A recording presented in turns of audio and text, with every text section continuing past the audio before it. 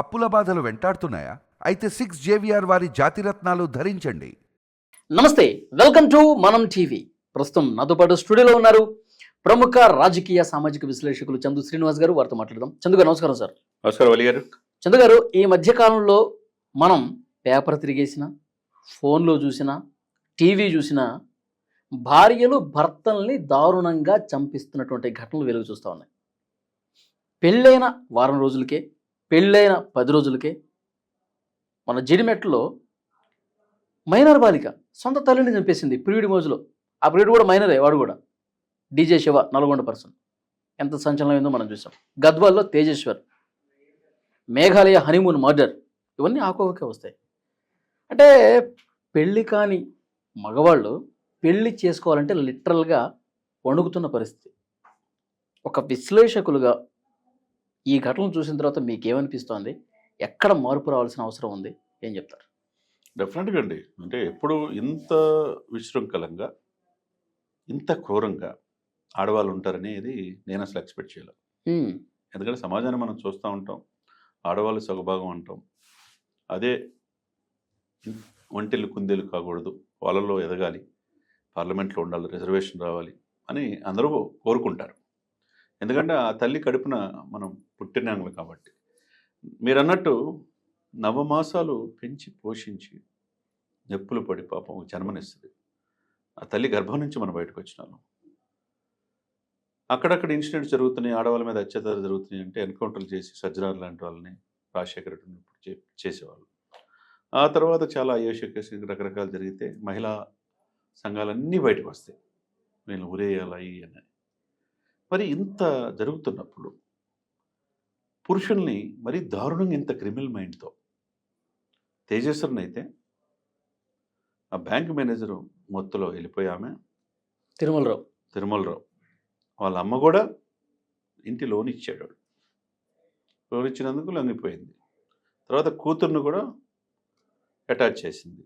ఇద్దరితో అక్రమ సంబంధం తిరుమలరావు పెట్టుకొని చివరికి వీడికి 20 సార్లు భర్తకు ఫోన్ చేస్తే ఆడికి 2000 సార్లు phone, 24 hours video call on అయి ఉంటుందంట. బ్యాంకులో కూడా మరి జోబం చేస్తున్నాడా, ఈమెతో మాట్లాడుతున్నాడు తెలియదు.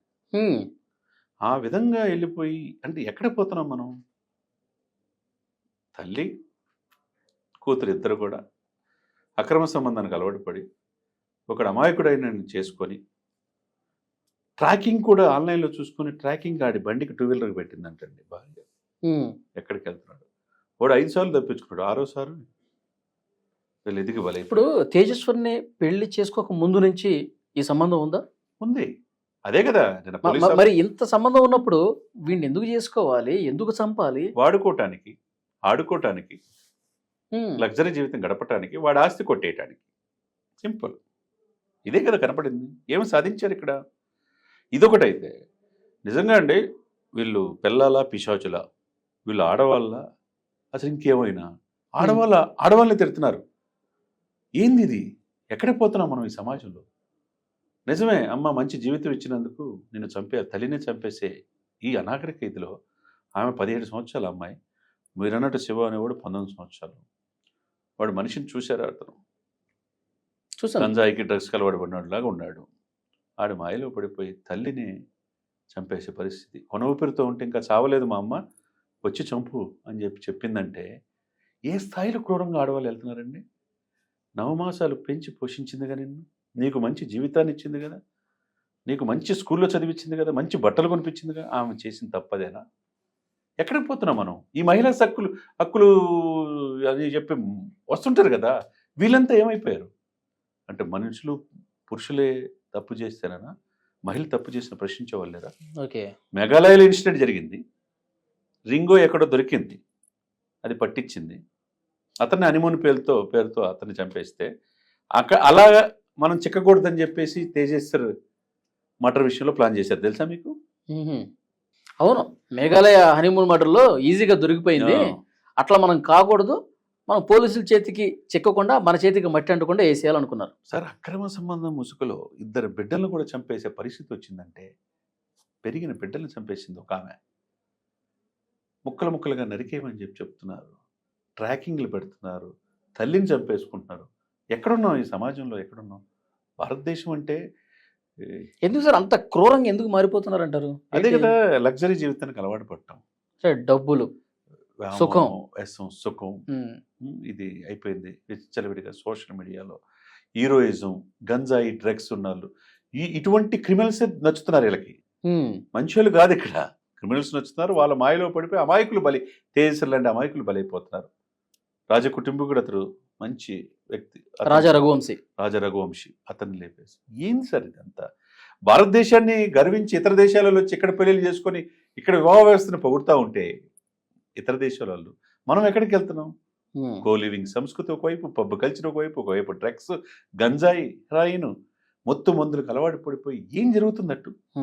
అంటే ఇవన్నీ చూసే కాబోలు ఒకసారి మొన్న అమెరికా విదేశాంగ కూడా ఒక హెచ్చరిక చేసింది.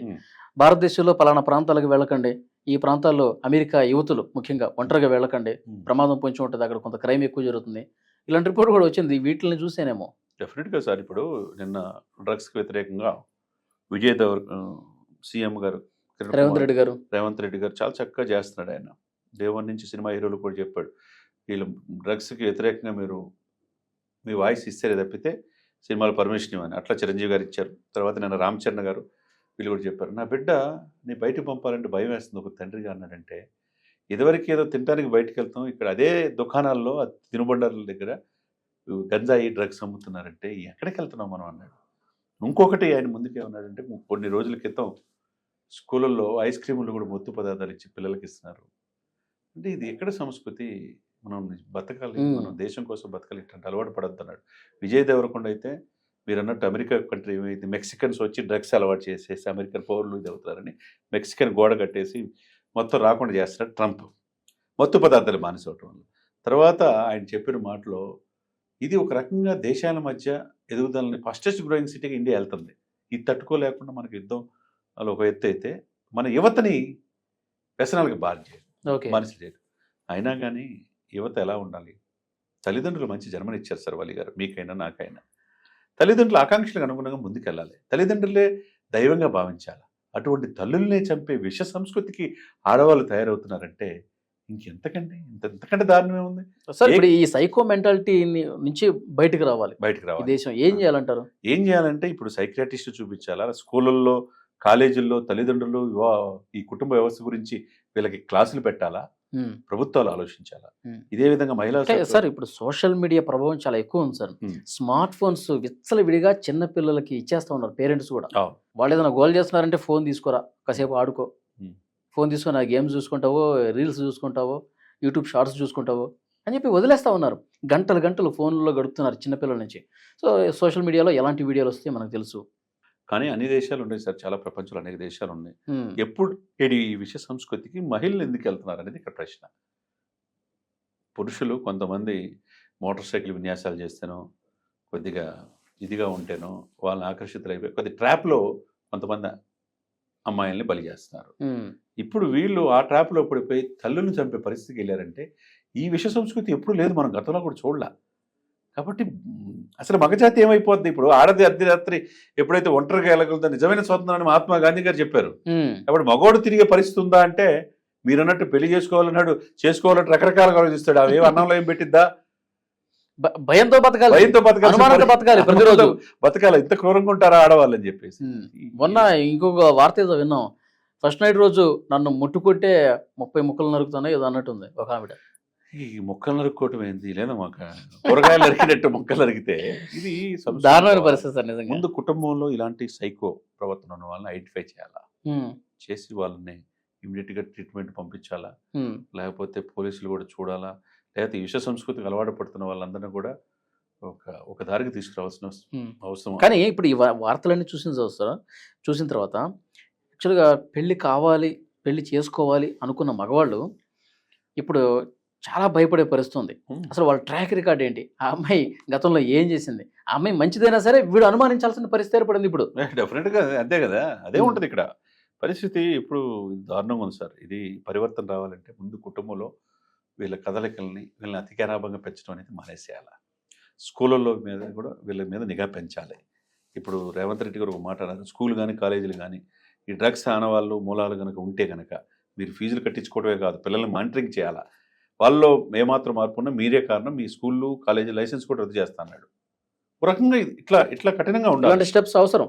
అలా అవసరం. ఎందుకంటే ఇక్కడ స్టార్టింగ్ స్కూళ్ళల్లో 5వ తరగతి 6వ తరగతి లవ్ లెటర్లు రాస్తున్నారు సార్ అమ్మాయిలు టీచర్లకి. ఆ విషయ సంస్కృతి వెళ్ళిపోయింది. ఆ 7వ తరగతి 8వ తరగతి స్కూల్ బ్యాగుల్లో గంజాయి కనపడుతుంది, డ్రగ్స్కి అలవాటు పడుతుంది. ఎక్కడి నుంచి వస్తున్నాయి? కూకటి వేలతో పెకిలించాలా వ్యసనాలకి. ఇది నిన్న అంతర్జాతీయ మారక ద్రవ్య దినోత్సవం సభ చేశారు, యూత్ని అవేర్నెస్ చేశారు. అట్లనే ప్రతి కాలనీల్లో కూడా కొద్దిగా ఈ వాకర్స్ అసోసియేషన్ కావచ్చు, వీళ్ళు పెద్దవాళ్ళు కావచ్చు, పిల్లల్లో పరివర్తన కోసం వాళ్ళని మార్పు తీసుకోవడానికి ప్రయత్నం చేయాలి. అతి గారాబం తగ్గించాలి, వాళ్ళకి స్మార్ట్ ఫోన్లు దూరంగా పెట్టాలి. వాళ్ళు ఏం చేస్తున్నారు అనేది ఒక నిఘా కనిపెట్టుకొని ఉండాలి.